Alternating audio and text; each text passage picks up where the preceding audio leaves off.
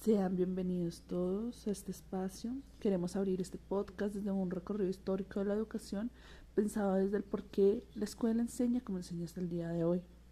La enseñanza en Colombia y en Iberoamérica exige comprenderla como el resultado de procesos históricos acumulativos, más que como una respuesta inmediata a las demandas actuales. En este sentido, tanto el recorrido histórico de la educación colombiana como los aportes de Gabriela Ossenbach desde la historia de la educación comparada permiten cuestionar la aparente naturalidad de las prácticas pedagógicas vigentes.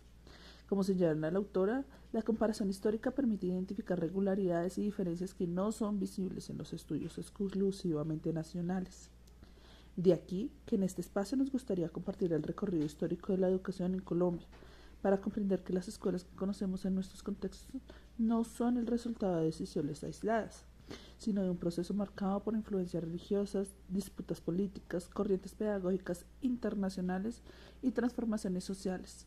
Esta evolución ayuda a explicar por qué el sistema educativo presenta hoy determinadas características institucionales, curriculares y sociales en los que nos vemos envueltos cada uno de nosotros como docentes en el día a día. Por ejemplo, el origen colonial de la educación dejó una huella profunda tanto en Colombia como en otros países iberoamericanos. Durante los siglos XVI y XVII, la educación estuvo principalmente en manos de comunidades religiosas, lo que implicó que su finalidad fuera no solo académica, sino también moral y evangelizadora. Esta herencia explica la persistencia de prácticas como la autoridad docente, la disciplina rígida y los modelos pedagógicos tradicionales. Como advierte Ossenbach, los países iberoamericanos comparten tradiciones educativas derivadas de su pasado colonial, lo que permite entender similitudes en la organización escolar y en las formas de enseñanza. Luego de esto, la influencia de corrientes europeas como la Ilustración introdujo nuevas ideas sobre el conocimiento, la razón y la utilidad social de la educación. A partir de estas transformaciones se comenzó a concebir la enseñanza como un medio para formar ciudadanos y promover el progreso social. Sin embargo, estas ideas no se incorporaron de manera inmediata, sino que convivieron con modelos tradicionales heredados de la colonia. Durante los siglos XIX y XX, los enfrentamientos ideológicos entre el Estado y la Iglesia generaron cambios frecuentes en las políticas educativas, produciendo sistemas inestables y en constante reforma. En términos comparados, Ossenbach señala que los sistemas educativos iberoamericanos se configuraron en estrecha relación con la consolidación estatal, lo que implicó la homogeneización de contenidos y métodos estructurales. La promulgación de la Constitución y la Ley General de Educación consolidó la educación como un derecho fundamental y un servicio público, también influido por un pensamiento de pedagogía crítica que hoy conocemos en el siglo XXI. La globalización ha impulsado nuevas exigencias relacionadas con la competitividad, el aprendizaje de idiomas y la estandarización de la evaluación. Esto ha llevado a que muchas escuelas orienten su formación hacia competencias técnicas y laborales, en ocasiones dejando en segundo plano la formación humanística y social, así como emocional hacia el otro. Al respecto, Gerardo Guerrero invita a que la competitividad nos lleve al olvido de la equidad, la solidaridad, el desarrollo humano, la justicia social, la sustentabilidad ambiental, la democracia y la paz. En conclusión, las escuelas en Colombia y en Iberoamérica enseñan como lo hacen hoy, no por una lógica exclusivamente pedagógica, sino como resultado de una compleja trama histórica. Teniendo esto como apertura, le doy lugar al licenciado Juan, con una mirada sobre el por qué el sistema actual a veces nos falla. Hola, soy el compañero Luis y quiero explicar por qué el sistema actual a veces nos falla. A pesar de las numerosas normas actuales sobre inclusión, varios alumnos aún perciben una distancia frente al entorno escolar. Dicha situación produce aquello que ciertos investigadores denominan desilusión hacia el ámbito académico. Comienza el alejamiento cuando la escuela falla en apoyar el crecimiento personal. Según describe Maldonado, este fenómeno surge si el aprendizaje ignora las circunstancias reales del alumno en vez de fortalecer capacidades. Se percibe como ajeno. Aparece entonces una sensación de exclusión progresiva. La institución educativa, al no reconocer formas distintas de vivir o pensar, genera distancia. Así muchos estudiantes terminan sintiéndose ausentes aunque están presentes. No obstante, según el economista Julio Volvinit, Carecer de ingresos no lo explica todo. Falta también tener opciones reales, habilidades concretas, posibilidades de crecer. La educación resulta insuficiente cuando no abre puertas. Sin acceso efectivo al aprendizaje pierde sentido su función en la sociedad. Parece raro, pero mientras más normas hay para incluir, más gente se siente fuera. Aunque suene contradictorio, la realidad muestra que tener leyes no siempre cambia las experiencias diarias. Algunos alumnos aún perciben barreras a pesar de los marcos legales. Esa distancia entre lo escrito y lo vivido genera desconcierto. Tal vez el problema no esté en ausencia de reglas, sino en cómo operan en la práctica. Y cuando digo en la práctica me refiero a que aunque realizamos ajustes razonables en los planes de estudio, estos no son completamente efectivos, ya sea por la falta de recursos o también por la carencia del conocimiento sobre los mismos temas. Quizá la razón esté en que las decisiones oficiales rara vez avanzan más allá del documento original. Aunque un colegio cuente con reglas pensadas para incluir a todos, persisten obstáculos reales. Las clases suelen seguir modelos rígidos, otras veces el sistema educa como si cada alumno respondiera al mismo ritmo y estilo, pese a que nadie aprende igual que el otro. Pensarlo como mera palabra pierde el punto. Cambiar la escuela de verdad es lo que evita que algunos se queden fuera. Cuando la escuela no saca a la gente de la pobreza, tampoco les da sentido de valía ni potencia a sus habilidades. Surge una duda colectiva. ¿En qué fallamos? ¿Qué sería posible corregir? Ese sigue siendo el reto más grande que enfrenta la enseñanza en la actualidad.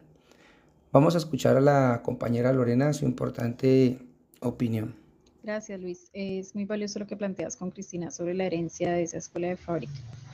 Escuchándolos me doy cuenta que el problema que enfrentamos en inclusión no es solo la falta de recursos, sino también algo más profundo que la escuela de Frankfurt llama razón instrumental.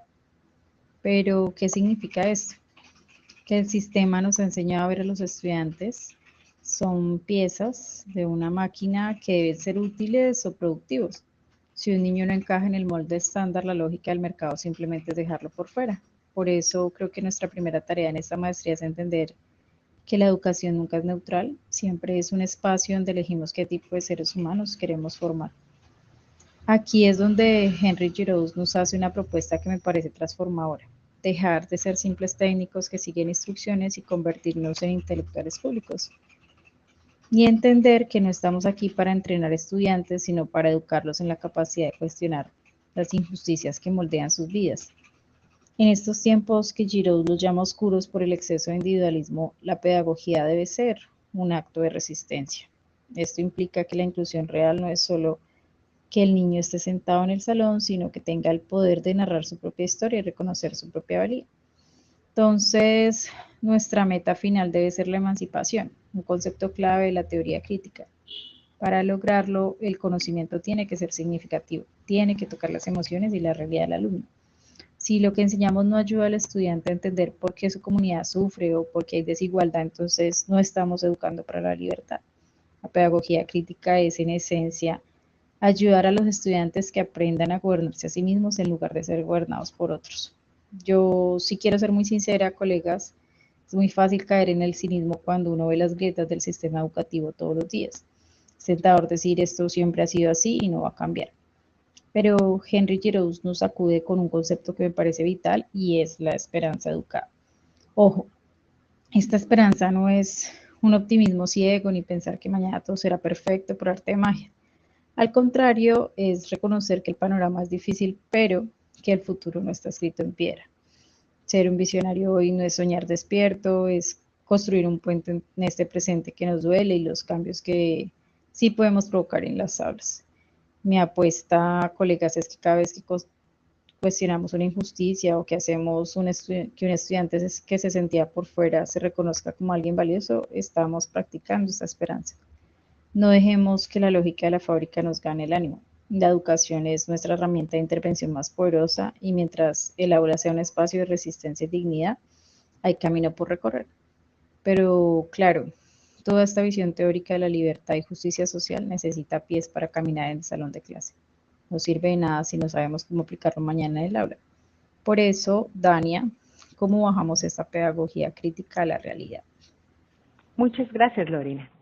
Quiero centrarme en cómo llevar la inclusión educativa a la práctica diaria en el aula, Muchas veces hablamos de inclusión como un principio o una política educativa, pero el verdadero reto está en cómo aplicarla diariamente en nuestras aulas de clase.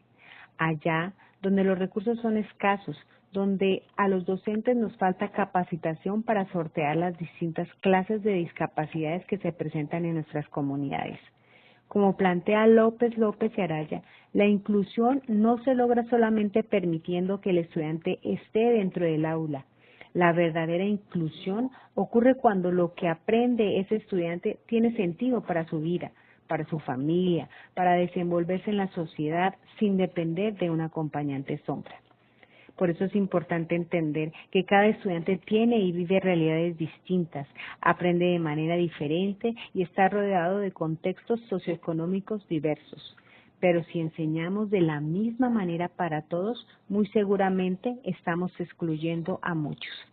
Desde esta postura, el docente debe darles un significado a las estrategias implementadas, partiendo de las necesidades de cada persona e implementar o adoptar estrategias que lleven a que todos participen en distintas maneras, que aprendan de forma significativa al ritmo de cada cual.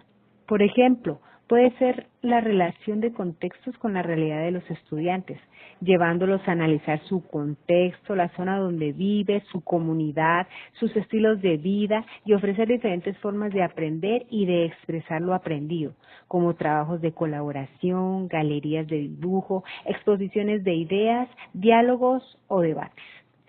Tal vez parezcan cambios pequeños, pero sumados son poderosos porque evitan que un niño se aísle, se sienta perdido en un mundo al cual no pidió venir y le brinda la oportunidad de sentirse valorado, incluido en el proceso de aprendizaje. De todo esto surge en mi mente una pregunta clave para reflexionar como docentes. ¿Qué cambios pequeños pero poderosos podemos hacer hoy en nuestras clases para ser realmente inclusivos? Tal vez la respuesta está en escuchar a sus padres, ponerse en el lugar de esas familias que sin orientación sacan adelante a sus hijos, escuchar a los estudiantes, reconocer sus diferencias, buscar y adoptar nuestras estrategias pedagógicas para que el aprendizaje tenga realmente un propósito de transformar mundos pequeños y hacerlos felices desde nuestro quehacer pedagógico. Porque al fin y al cabo, la inclusión no es solo estar en el aula, sino tener la oportunidad de aprender y de participar. Colega, sus aportes han sido muy importantes, ya que la educación a lo largo del tiempo ha venido evolucionando, buscando nuevos paradigmas con enfoque en la educación, dejando de lado la enseñanza tradicional y asumiendo los retos y oportunidades de la educación en Colombia. Esos retos que tiene la educación es cerrar la brecha de la educación tradicional, garantizar la equidad, integrar inteligencia artificial y priorizar la educación emocional. Esta que busca superar métodos tradicionales y obstáculos, enfocándose en el aprendizaje personalizado, la creatividad y la sostenibilidad para preparar ciudadanos ante el mundo y el cambio constante. Cabe resaltar que para autores como Vinimelis Espinosa, la educación debe ser activa, es decir, debe formar personas con la capacidad de pensar y actuar de manera crítica. Por otro lado, el autor Joseph Vance en su teoría plantea la necesidad de una educación constructiva que contribuya al fortalecimiento del conocimiento y la comprensión del desarrollo del pensamiento educativo. Asimismo, Heroux, desde su enfoque pedagógico, propone que la educación inclusiva debe adaptar los procesos de enseñanza, los contenidos y los métodos, el entorno, que es tan importante en la educación. Esto implica garantizar un aprendizaje de calidad basado en la responsabilidad y la honestidad y reconociendo la complejidad de cada estudiante, velando por su desarrollo integral. Muchas gracias por acompañarnos en este espacio de reflexión.